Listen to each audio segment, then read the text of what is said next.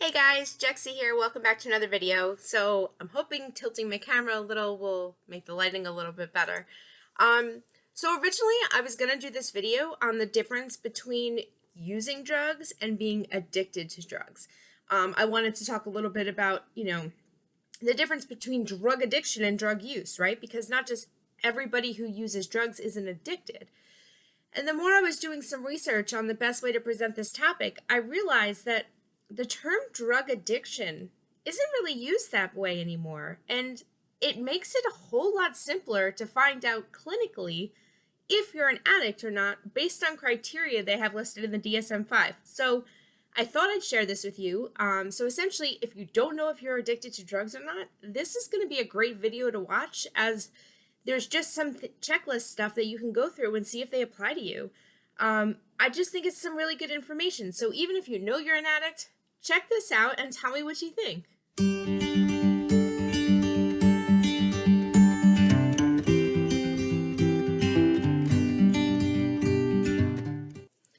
Okay, so it's first important to understand what the DSM-5 is. The DSM is the Diagnostic and Statistical Manual of Mental Disorders, 5 meaning it's the 5th edition.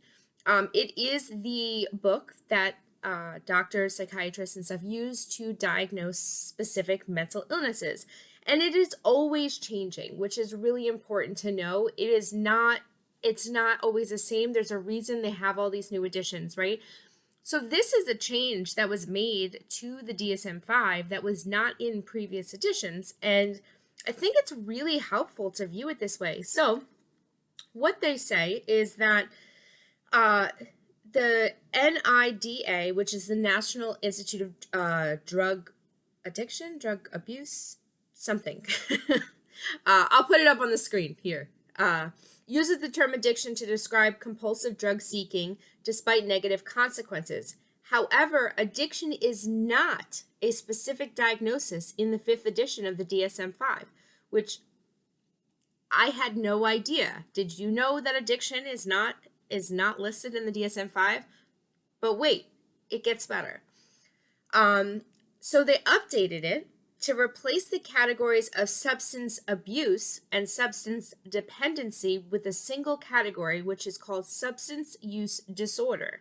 So essentially before, it described the differences between being dependent on a drug and being addicted to a drug, right? Dependency has to do with the physical ways in which we need to use once we start using. For example, if you take pain medication as prescribed totally normally for a long period of time, even though you may never abuse it, may never have a desire to, take more, it may not affect your life in any way, your body is still dependent on it. And so it used to classify drug dependency and drug addiction as two separate things. However, they have changed it now to be substance use disorder. And substance use disorder falls into 3 different categories. They're either mild, moderate, or severe. So there are, 11 criteria, and you are considered mild if you have 2 or 3 of these criteria. If you have 4 or 5, it's considered moderate, and 6 or more symptoms is considered severe. I'm going to go through each of the symptoms. In fact, maybe I'll move over a little so I can put them up on the screen. So it's important to remember, I'm not a doctor. Self-diagnosing is never a good idea, right? But having an idea of where you stand in regards to your drug use may be helpful to know whether you should go seek help or whether you're just normal. I don't know. I think sometimes having information about what's going on with us is a good thing. So if you relate to any of these, maybe it's time to have a conversation with somebody. So the first one, when we're going to go through all 11, again, I'm going to put them here. So the first one is the substance is often taken in larger amounts or over a longer period than was intended. So, I think that one's pretty much self-explanatory. For example, if you have, you wanted to take a 5 milligram pill and you took 2 of them, right? Or you were going to stop in a week and you ended up going for 3 weeks, right? Whether it's prescribed or not prescribed, a lot of it has to do intended. What was your intention? Was your intention to do something one weekend and then it turned into you doing something for 2 weeks straight. I assume that's what they mean by intended. Another way I would guess, if something is prescribed to you when you take more than you're supposed to, or take it for longer than you would initially need it. Okay, so number 2, there is a persistent desire or unsuccessful effort to cut down or control use of the substance. Now, this is something all of us addicts can generally relate to. Very often, we were unsuccessful in trying to cut down, right? We didn't want to just stop completely, right? We wanted to be able to cut down, lower our tolerance so we didn't need as much to feel the way we were feeling. Or control the use. Like, I'll only use on weekends. I won't use anymore. And for those of us who are addicts, that never worked, no matter how hard we tried. And most of us, we tried. Way better to cut back. So it's interesting that this is on a list, because if this is your only criteria, you'd only have mild substance use disorder. But I think that this is something that, I don't know, maybe that makes sense. Maybe this is one of the first things. I don't know if they're in any sort of order. I don't know. I'm interested to hear what you guys think about this. All right, so number 3, a great deal of time is spent in activities necessary to obtain the substance, use the substance, or recover from its effects.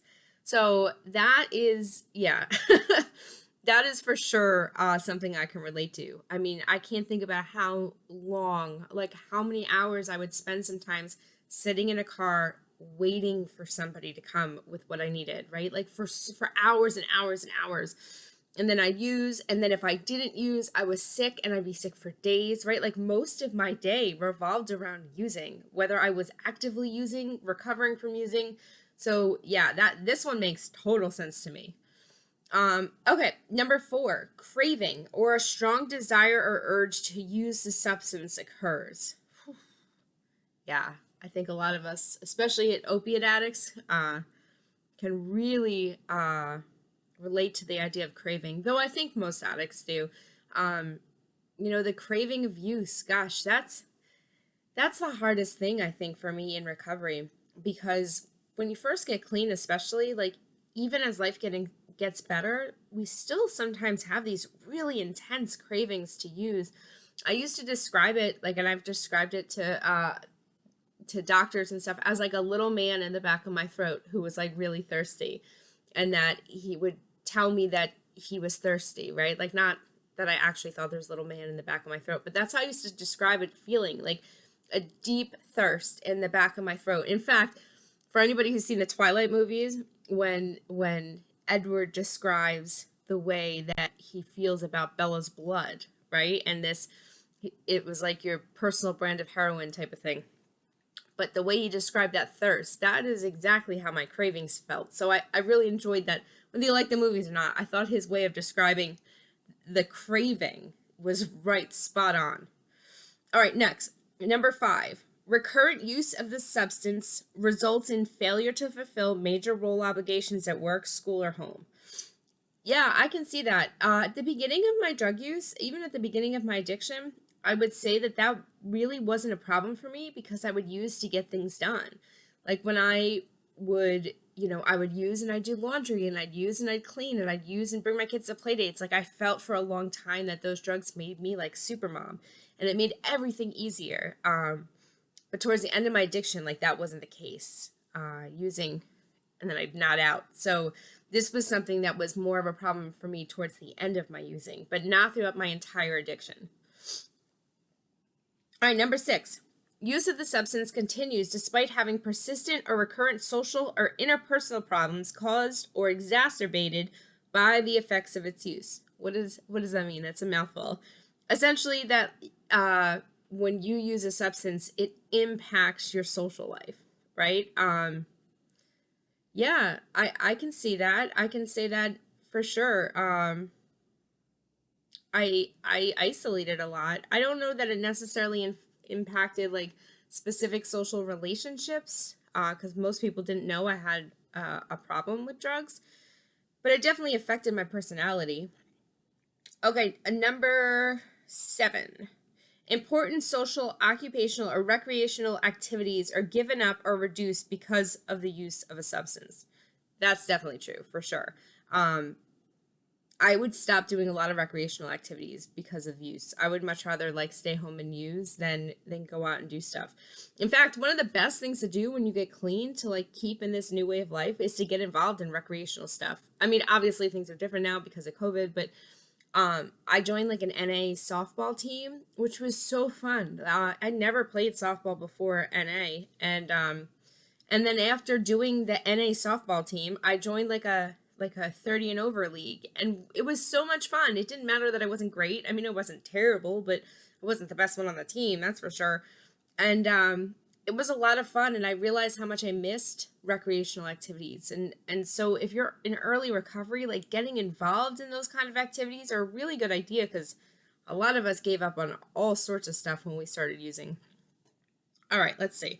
Number 8. Use of this substance is recurrent in situations in which it is physically hazardous. Well, a lot of us have experience with that. Now, I don't know if this means hazardous in regards to where you get it, what you do, or just the idea of putting yourself in danger. For anybody who uses opiates that are bought off the street, heroin, things like that, you're always doing something that's physically hazardous. Sometimes buying drugs in dangerous neighborhoods. Yeah, I would say that using, or even being around people who are dangerous, right? Like, I think a lot of us, it wasn't like when we're seeking to use the drugs, we don't consider the danger we're putting ourselves in, specifically when it comes to do with surroundings or bad people. It definitely, it's not something that I'm like, oh no, I'm gonna be in a bad neighborhood, can't do that. Like, no, it's like, is that where the drugs are? Then that's where I'm going. Yeah, I can see that. It's weird. I didn't read these before reading them to you guys, so I don't know. It's shocking how much my my drug use can really be described in this way. I think it makes sense. All right, number 9. Use of the substance is continued despite knowledge of having a persistent or recurring physical or psychological problem that is likely to have been caused or exacerbated by the substance. So I'm assuming that this means that you use knowing that it's making something worse. Like if you have some sort of mental illness or physical illness, and using it is making it worse, that you're using. I don't know if this one applies to me so much. I know there were times where I used, even though like I knew it was causing me harm, but I don't really have the same. I do suffer from seasonal affective disorder, but it's not very severe. I used to take meds for it, but I didn't like the way the come off of the meds was in the spring, so I don't do that anymore. But I don't know that using, like, I used knowing it was exacerbating another problem I had, because I was lucky. I didn't really have a lot of other issues. All right, so the last two are two-parters. So 10, tolerance as defined by either of the following. A need for markedly increased amounts of the substance to achieve intoxication or desired effect. B, a markedly diminished effect with continued use of the same substance. So it's like two sides of the same coin. You need to take more to feel what you once felt. And if you don't take, you take the same amount, you feel less and less of that high. Yeah, that was a problem because I didn't have the money to keep up with my use. So towards the end, I wasn't even getting high anymore. I was just using enough to like not be deathly ill. I couldn't afford to use enough to feel high. I literally could use enough to like keep myself from being non-functional. All right, number 11, withdrawal as manifested by either of the following. A, the characteristic withdrawal syndrome for that substance, which they have a whole chart for in the DSM-5. And B, the use of a substance or closely related substance to relieve or avoid withdrawal symptoms. So we can do a whole video on withdrawal, on what those symptoms are. Most people who use drugs know what they are for different substances. That was probably the worst part of using, was the withdrawal symptoms. Here, I'll sit back in the middle now. Man, and towards the end, I only used not to feel withdrawal. Like, that was the only reason I even used. So, man, I think it's interesting because they say one of the reasons that they changed the way they use these terminologies is to get rid of stigma, which I think is they don't use the word drug abuse. They say drug misuse, which I think is, really good when you talk about the fact that, we're trying to educate people, specifically doctors, psychiatrists, on what what addiction is, or what substance use disorder is, and how we treat it. I think there's a whole lot. The other thing that's on this website, I'm going to link the website below. There's a lot of good information. So it talks about, like, how, is drug use or misuse a voluntary behavior? How do drugs work? There's like a lot of good stuff. But I thought that we'd break it down and just talk about, what the difference is between use and addiction. And as it turns out, it's not the way I thought it was, right? A lot of programs describe addiction in a very specific way. But from the DSM-5, it's a scale, right? We're either mild, moderate, severe. So you don't have to think about, am I just using drugs for fun, or am I an addict? Right? No, like, you may have substance use disorder. It could be mild, it could be moderate, it could be severe. And based on these 11 criteria, you kind of know where you stand. Obviously, those criteria are not for us to diagnose ourselves. It's in the DSM-5, which is a manual that doctors use, right?